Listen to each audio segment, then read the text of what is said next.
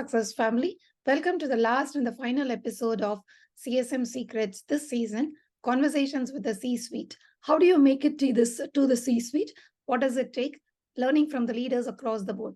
And today it's my absolute honor to have Prithwi Dasgupta, the CEO of SmartKarrot, a company that is making huge waves in customer success platform in the Bay Area, in the US, and across the world. I know SmartKarrot because I have observed the product. I personally like it a lot, and that being customer success even adds more interest to me. And in having a conversation with the CEO who also happens to be a CS leader as well.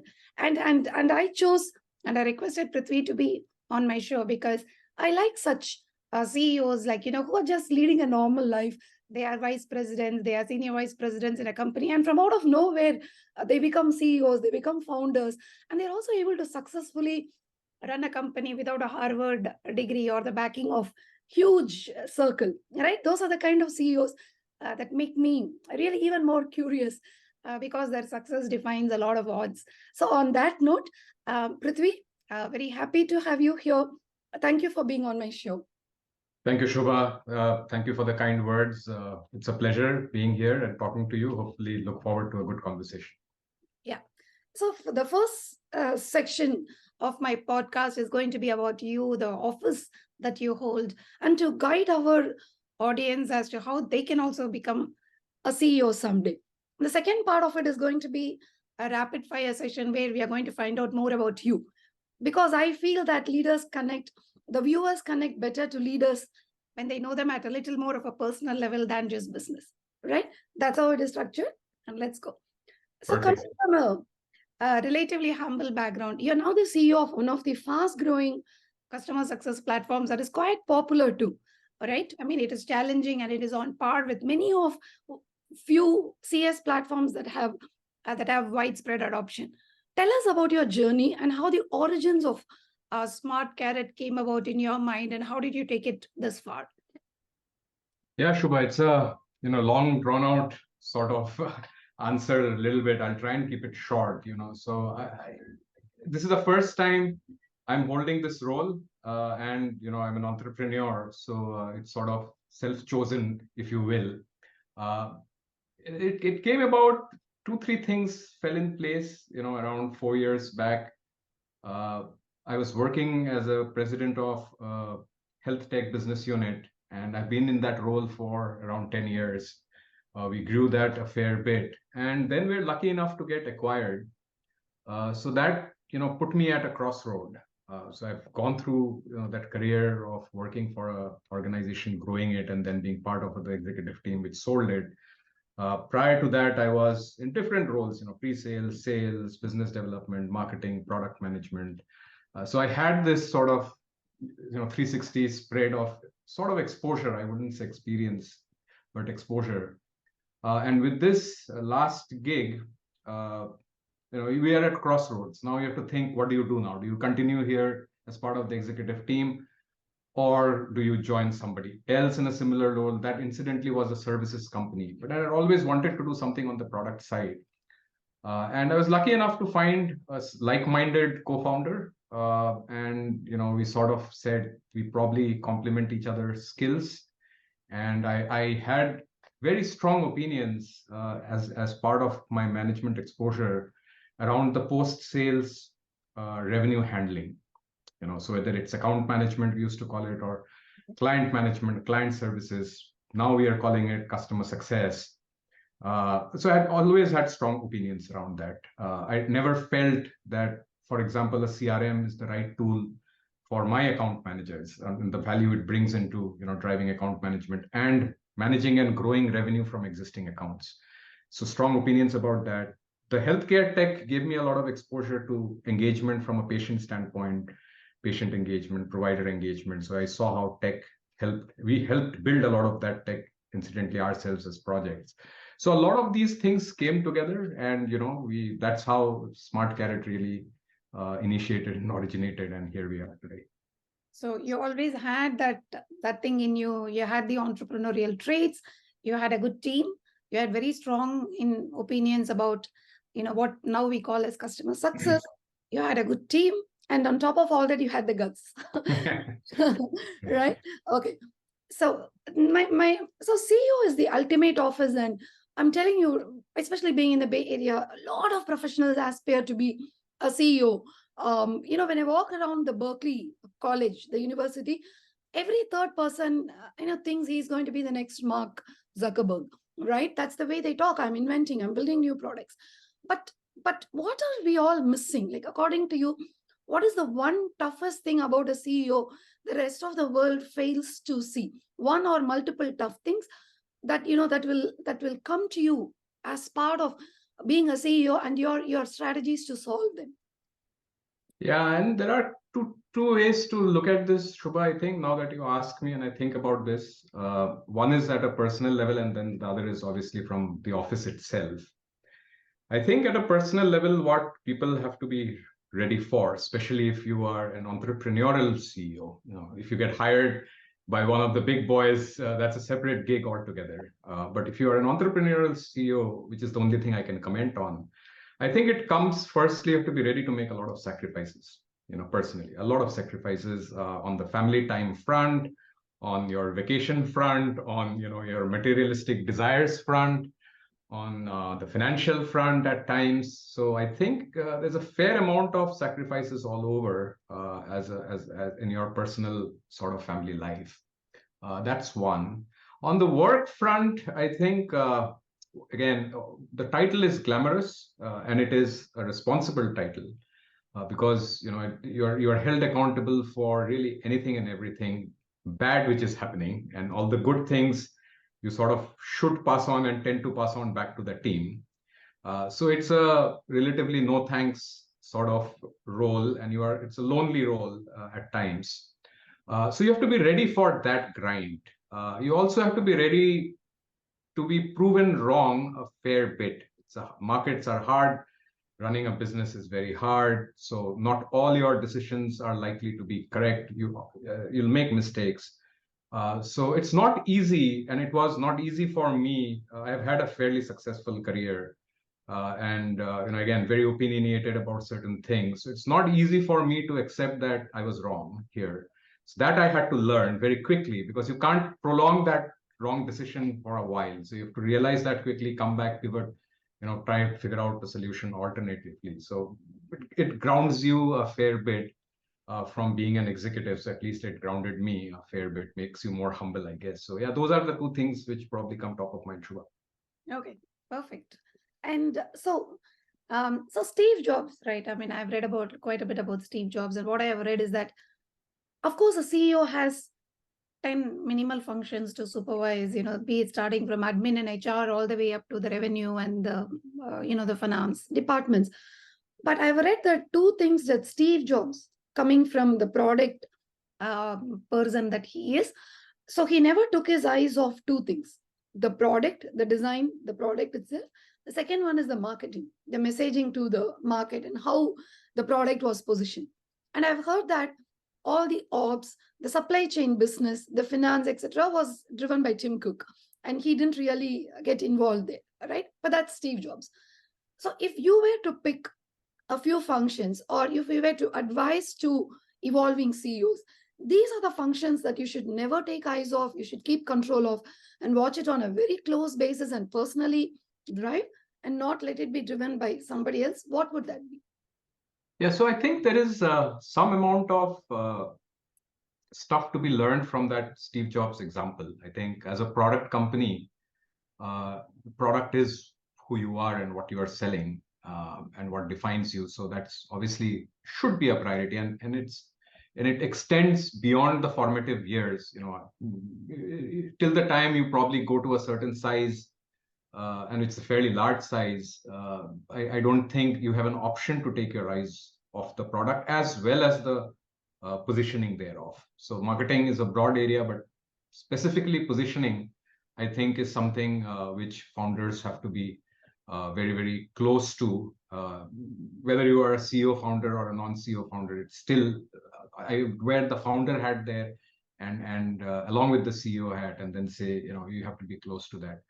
I have a slightly different take on what people should focus on as one or two functions. I think a large part of that depends on your background and where you are coming from and what you consider as your strengths, for me, and your personal inclinations also. I get bored if things are on autopilot and certain stuff. So I have this urge to learn new things, do new stuff, experiment on unique different things across functions, right? Uh, that's the perks of being a founder CEO. You get to do at least that, and I've always had that urge, but you can't do it in all organizations when you're employed. uh, I think that works to the advantage of a startup.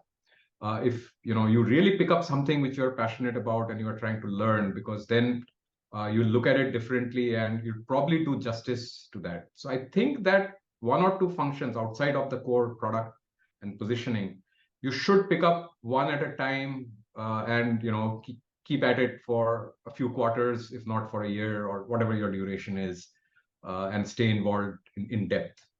So for me, it has been marketing at times, it has been sales at times, it has been finance at times, and probably makes you a more rounded person overall.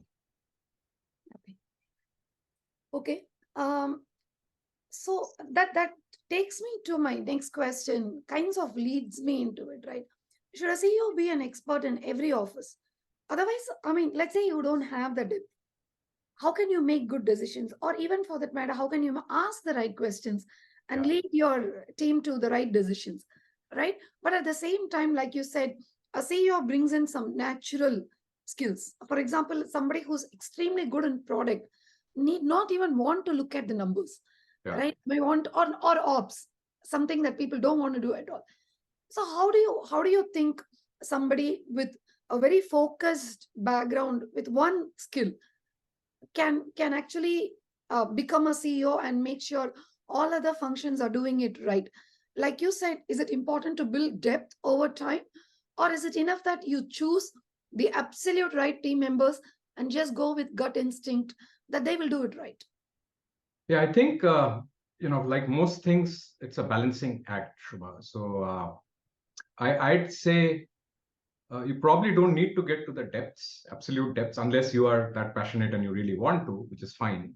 But for most functions, I think there are two or three things which are very important for any startup CEO to gain the skill of over time. Because everybody comes with one function, and that experience, you can't be an all-rounder right off the cuff. So I think it's important to understand firstly the challenges that function faces or is likely to face. Okay, that's one. And I'll give you a few examples later if required. The other thing is, what are the key metrics in that point of time and in your journey of the organization? What are the key metrics you will use to evaluate and drive that function? That understanding is absolutely critical. So if it is HR, let's say just human resources, and you're saying, what are the challenges in human resources? You just can't hire someone and say, hey, run human resources for me, run recruiting for me, and we'll get done. So you have to understand as a startup, what's the challenge in hiring people? You don't have a brand. How do you hire people? Who's going to be willing to work for you? Why? What is the value proposition? What can you? So these are challenges they'll face when they go and you don't have comparable benefits with other organizations. How do you cope up with that? So there are some significant amount of challenges in human resources you need to know. Then what are the metrics you use to evaluate that function and drive? So if you are scaling, then probably you are seeing what are my recruitment numbers and recruitment pipeline, how many am I hiring? Or if you are trying to stabilize, then you are looking at performance optimization and saying, are people performing? How are you doing on overall performance metrics? So, and it changes in a startup every year. You need to have different things. So at a point in time, what are the challenges? What are the metrics you're going to drive? And I think if you have fluency and actual control over these for most of the functions, actually you need it for all the functions, then you are in sort of good position. You'll be in more control. Okay. And just another question as you spoke. You think these matrix or will be pretty much same? Maybe the quantum or the number outcome might be different, but is it the same for fast growing startups such as yours and large No, companies that are well established? no, it'll be different.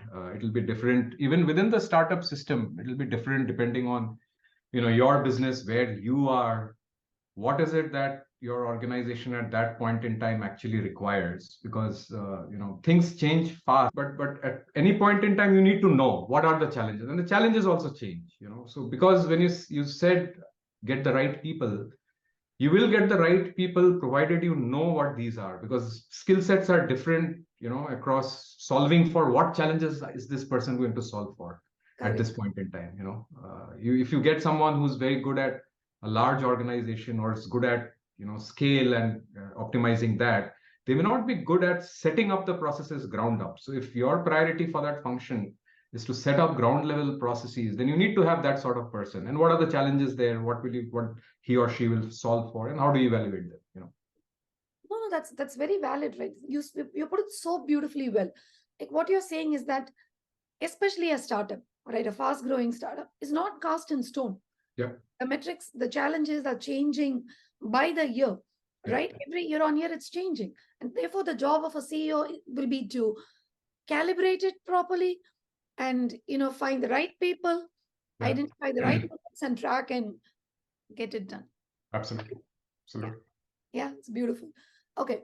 Now, how do you pick your dream C-suite team? Like, do you go by skills? Do you go by people that you know? Or do you go, do you go by your gut feel?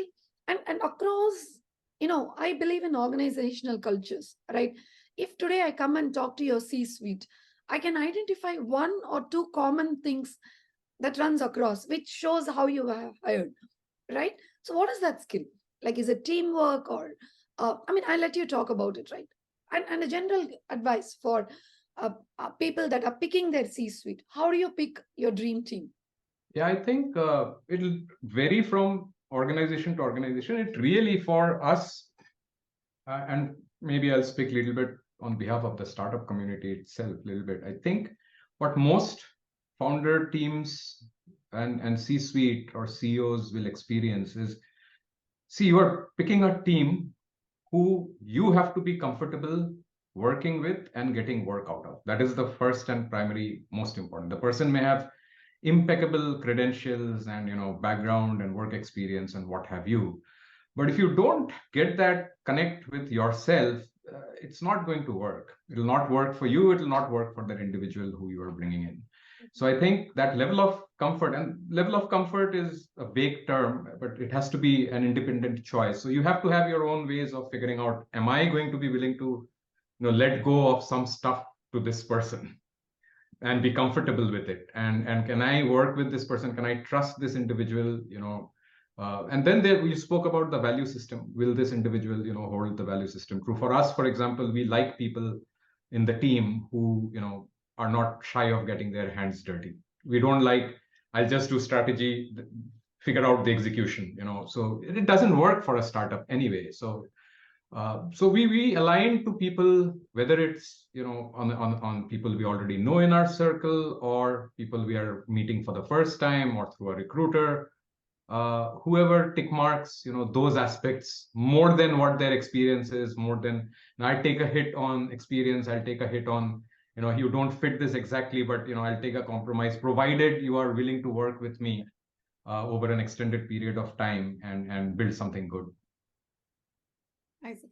So usually, is it true that people in the C-suite usually move in packs? Like, for example, does your team comprise of people that you've known before? It does. It does. That is true. I can't deny that. It does. Again, it comes from that level of comfort.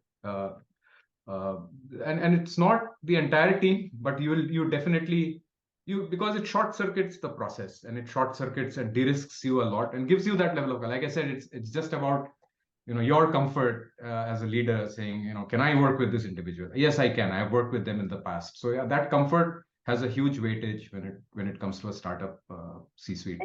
Okay, then what about people that are aspiring to be in the C-suite but don't have connections? Are they at a disadvantage? No, not really. I think I don't think so. I didn't have any connects that way who helped me set this up. So I think not for an entrepreneurial journey. I would say it's not a hindrance for an entrepreneurial journey. Now, of course, if you're doing a parallel shift, president to president role shift or CEO to CEO role shift, C-suite to C-suite role shift, then it's always helpful to have more connects in your community for sure. Okay. So now let me ask another very tough thing to do from the position of a CEO, right? So you're always answering to parties that are sitting outside the office, the board, the investors, and the market, right?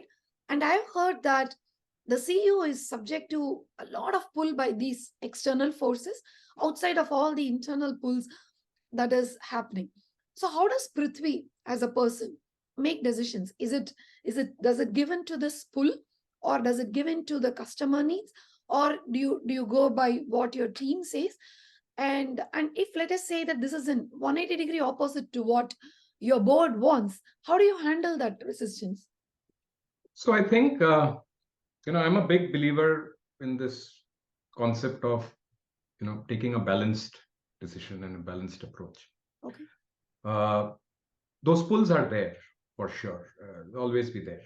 There are different dynamics. I think it is Prithvi's role in the capacity of the CEO. This is to your earlier question also, what you should expect. So managing all of these stakeholders is a significant part of the CEO role, which you don't realize till you get to it. You think it is sales, it is product, it is a large part. If at times it is 50% of your workload, is managing all of these stakeholders also, in the interest of being able to take the company towards the right direction, and not let it deter here and there. So at times you do a pickup fight with the board, you do push back. At times you do agree, it's a give and take. But that skill of being able to navigate through that is an expectation out of the CEO role. So you have to live that and do that day in, day out till the time you're in that role. So conflict management, right? It is. Right. It is. It's not really conflict. I think, there are different opinions and people come at it from different viewpoints. The board comes at it, they're sitting outside. They're looking at it from a different view. It's not to say their view is incorrect. If you were sitting in their shoes, maybe you would do this and ask the same. But it is one view from, one angle. And then you have to think of the view of your employees, of your team, of what the market is demanding, what the customer is actually saying. Now you pick up what is relevant out of all of these and then make an informed decision. Yeah. And somebody will be unhappy at times, and so somebody will be happy with that. So that's the balancing act. How do you work with both teams, external, internal? Okay. Now let me turn your focus into customer success, because your product is about customer success. So before we go into what SmartKarrot itself does, I have this observation about the industry. Please keep me honest here, because I'm in customer success. The successful customer success leaders that I have seen go back to the point that you earlier mentioned about your team. Hands-on, knowledgeable, expertise in what they do, and not just do program management functions. Yeah. Believe that all of that can be replaced by AI or tools such as yourselves, like, digital CSMs, whatever. So do you agree with that point of view that, in the future, CS is going to get more narrowed down into specialization, knowledge, and more hands-on, rather than, just being a relationship manager, retention specialist? What's your view? Yeah, Shubha, so I still feel this is evolving. Overall, still the community itself is evolving. So we are probably at phase 1 right now. And the next 2 years, 2, 3 years, 5 years, maybe we'll see more phases. The space is picking up. My belief and opinion is CS will not survive as a function in an organization unless it actually drives post-sales revenue. So without that, it's not going to survive. So then you are relegated to a support function, whether AI picks up or not, still doesn't matter. It's nothing. Yeah. There's just no point doing onboarding or relationship management alone. Okay, so you have to do it for a purpose, and the purpose has to be, I'll help manage post-sales revenue for the organization. That is the North Star for the community, my opinion. Now, for that, I think AI has a lot of benefits, and I've always been a proponent. SmartKarrot is a proponent of using AI to help people do that job well. So if you are talking about expanding revenue, can AI help you find more opportunities you cannot find at scale because you're managing so many accounts? Absolutely can. So use AI for that. Don't say AI is to be used for writing emails. I will say, how to say better hello to my customer. That is, that's the first, that's kids play, really, honestly. So I think AI and the direction it takes will be in these key outcomes of how is it going to help either save time for the CS practitioners or help them become successful. It's not going to replace them in any case because, like sales, even post-sales revenue management cannot be done without a human intervention at all. Relationships are important, will always be, but can it be better and can it be augmented by AI? Absolutely. So we have always said, we are for augmented intelligence. For AI, for me, is really augmented intelligence more than artificial. Nice. Okay, but just one question, right? I mean, the traditional sales is still not ready to let go of the post sales, right? So do you think they will see the value of a different team doing post sales? Yeah. So it's not left to sales, they won't. So this is a change which will eventually have to come from the top. Oh. So who does sales report to? If sales is reporting to the CRO and CS is reporting to, say, operations head, it's never going to work out. Or you'll have to figure out a way to work out in your silos, because the silo will remain. That push and pull of that dynamic will always be there. Now, if both are reporting into the same individual, or the same designation, whether it's the CR or the CEO, doesn't matter, then you have a chance. Correct. Now, your best scenario is if the top down, the C-suite believe that these are two specialized roles, which they are, and getting and closing a deal whilst doing a demo and following up is a separate skill than managing a customer once they come in and then creating that relationship with them, showing them value and growing that business. If there are two distinct skills, then there has to be two distinct structures and functions owning up to them. Yeah. Okay. Now tell us about SmartKarrot. Like, how does it enable CS? What is the platform about? And what is it? And what's your vision for SmartKarrot? So I think, we have, so you have the bells and whistles are pretty similar for most of the CS tools because that's the way it has evolved. So you do need to be able to handle accounts, get a aggregated data of accounts and stuff like that. I think I'll just focus on where we are different a little bit. We are being driven by this belief and vision that the future of CS lies in managing post-sales revenue. Now, you can call it different name. You can call it CS, you can call it account management, you can call it post-sales, you can call it whatever it is. But we are saying the future lies there. So our platform is oriented primarily for that, right? So we are saying our dashboards, our ability is, and our future, past, present, and future right now is focused around how do you manage post-sales customer revenue. So you have to own it. If you don't own revenue or you really don't want expansion revenue, we may not be the right fitment for you. There's a lot of stuff you'll not be able to use. So that's one. So now, how are even standard bells and whistles work and appear is slightly different because it's now aligned to this particular outcome more than anything else. That's one. Second, we have actually sort of over the last year and a half spent a lot of time in creating standalone sort of add-on modules, right? So we have something called a smart ops right now, which again, to that point of how do we help the practitioner? Because there is so much of data. It's good to aggregate. You can aggregate as much as you want, but who's looking at that data? Who's making sense of it, right? Nobody is. Nobody is. People don't have time. Even if they have time, this is not what they're interested in doing. Searching a CS tool for what correlations are there. So what smart ops does is using AI actually does that on your behalf and if it finds anything interesting or valid from these standard outcomes standpoint, it will bubble it up to you saying, hey, is this of interest to you? Our algorithm found this. So that's an add-on, bolt-on module on top of the standard CS, right? So that's smart ops. We also launched last quarter a component called Smart Conversations, which is really the Gong equivalent in the CS space. So with CS specific keywords, with the ability to actually track a call, gauge the call sentiment, and over time get better. Connected to a playbook, if you will. If it's a really bad call, somebody needs to know about it. Yeah. Today, how do you know?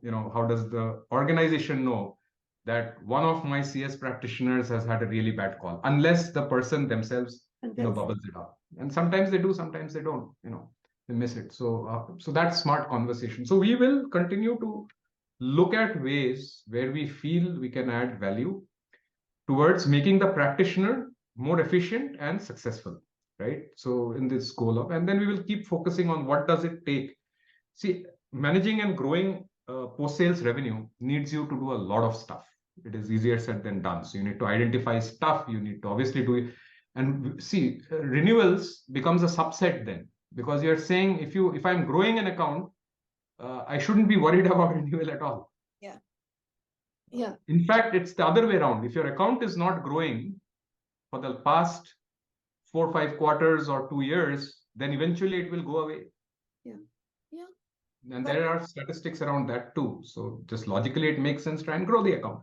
That's the angle we are taking. So I think those are 2-3 things which keep us, very different and grounded. We have had a lot of success with our playbooks feature. So one thing we did this quarter actually is unbundled it, and now we are making it available as sort of a low investment entry point. You could just use the playbooks and not use all the other bells and whistles, because it does solve for a lot of these standard operations problems which organizations face, and it need not be restricted only to the CS team. Whilst the CS team is the primary user, but then you have other people who you need to participate, to manage and grow the account anyway. So those are some things I think hopefully will continue differentiating us.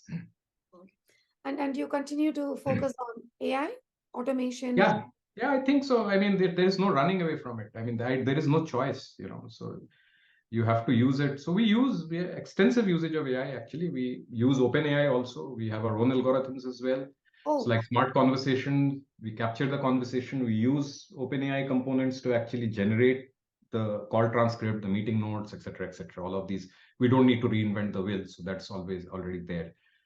We use our proprietary algorithm to actually do a risk profiling of accounts.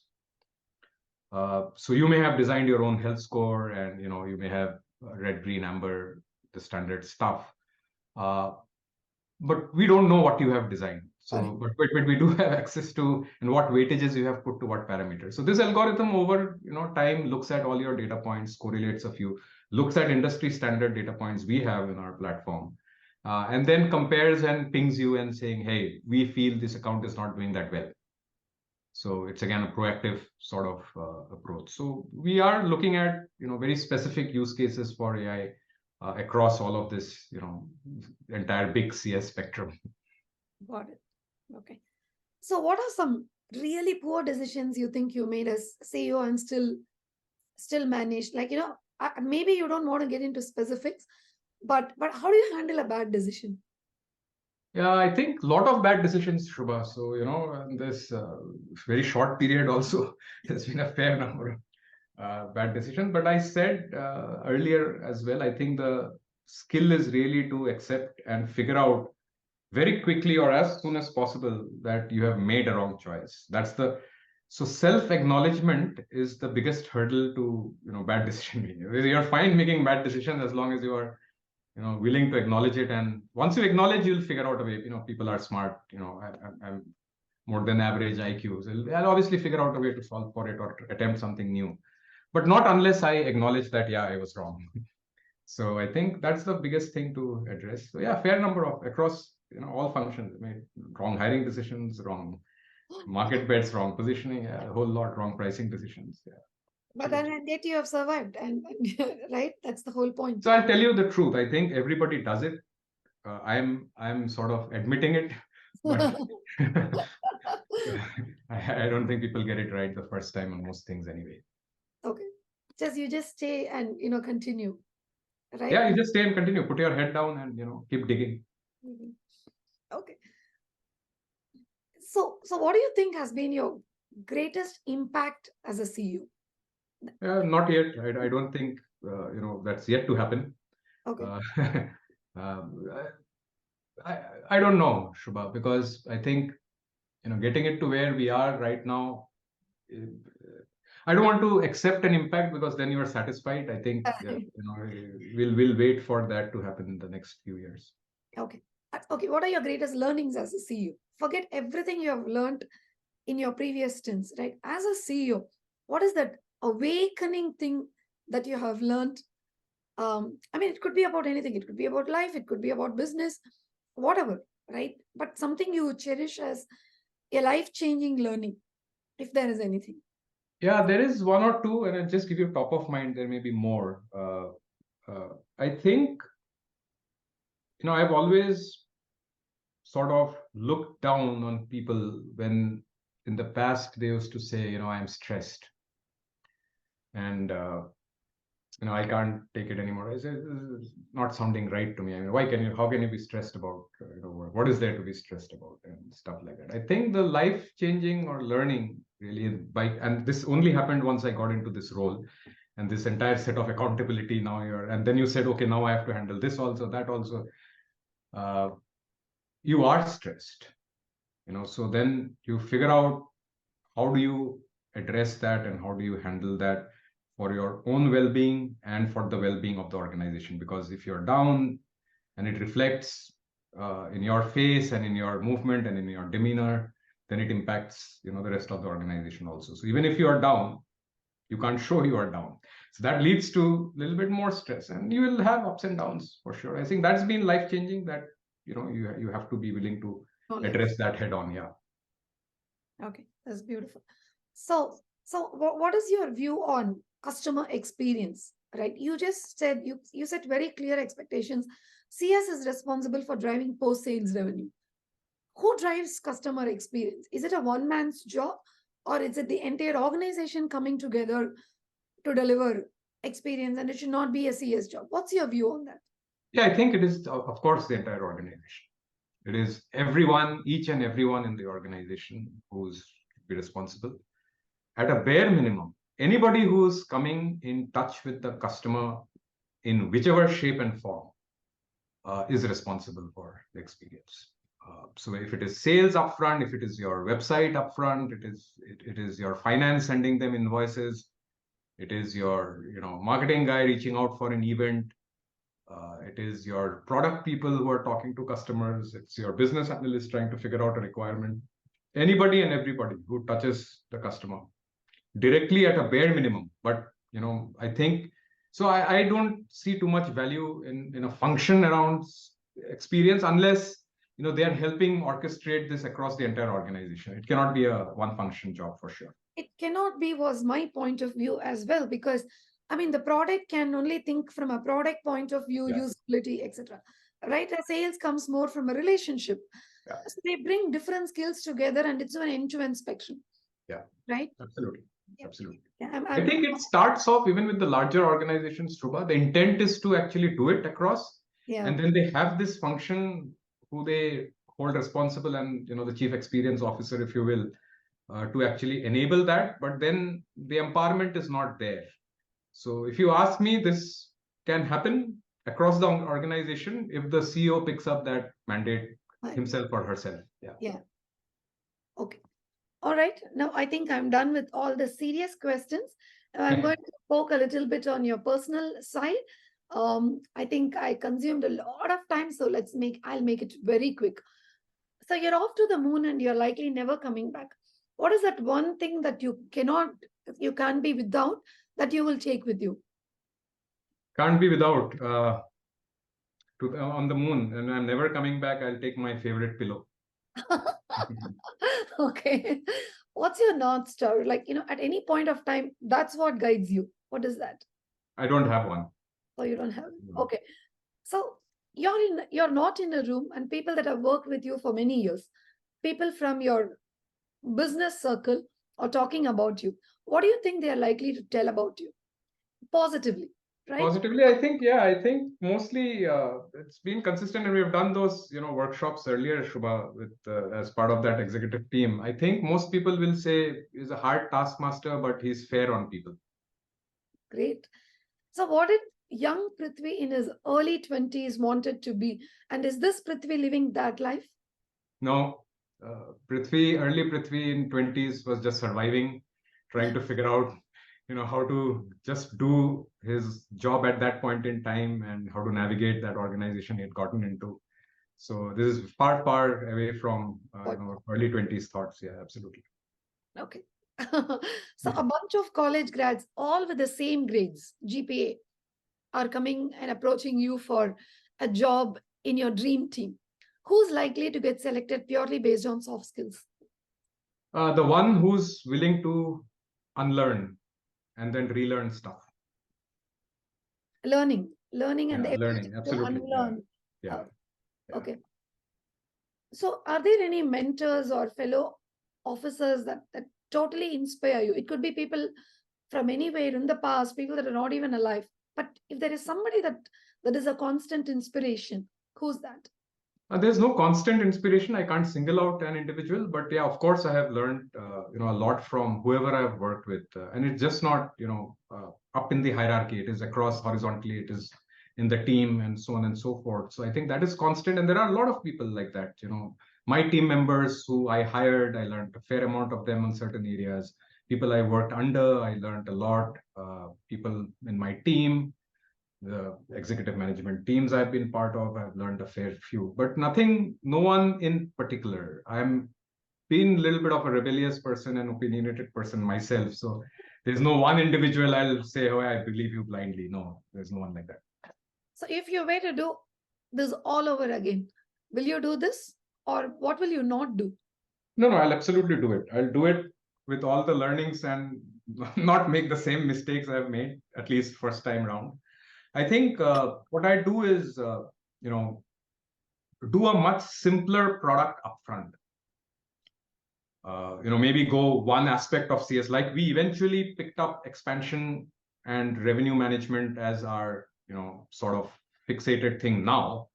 But we were all over the place first couple of years. Oh, we have to do this also. We have to do survey also. We have to do everybody has. You are now under pressure from this. I think that's something which I've learned the hard way. It's not required. I mean, 80% of the features anyway don't get used. So get to the 20% which actually cause value. Beautiful. I've heard this again and again and again from so many product leaders. Spot on. So your favorite quote, do you have a favorite quote that you often are referred? Oh, Prithvi will always refer to this quote. Is there anything? Yeah, no, not really, I think, but most people will say, yeah, get it done. Get it done. Okay. All right. So, all right. I mean, I think I have run out of questions, and I think I took the right amount of time. Yeah, perfect. So any final thoughts, parting comments about SmartKarrot, whatever you want to share with our viewers? No, I think whoever sees this, if you're in the CS community, at a bare minimum, look at us. I think you should at least see what SmartKarrot is about. I mentioned a few components. There are more to it. Come talk to us. See, we will not try and sell you aggressively. Come as a community friend and just have a look at us. Give us feedback, good, bad, ugly. Those are all very helpful for us, and it helps spread the word around for us anyway. So yeah, feel free to reach out to me, to my team, to on our website, and we are very happy to interact with you. Shubha, thank you so much for giving me time. I think some of these questions make me think also. You don't get time to ponder on these questions a lot, so you gave me that opportunity. It's giving me some thoughts as well, so thanks for that, and I wish you all the best, and stay in touch. Yeah, sure. Thank you, Prithvi. It's an honor to have had you on this last episode. Such a fitting episode to this beautiful season. Thank you. Thank you. Pleasure was all mine. Bye now. Bye.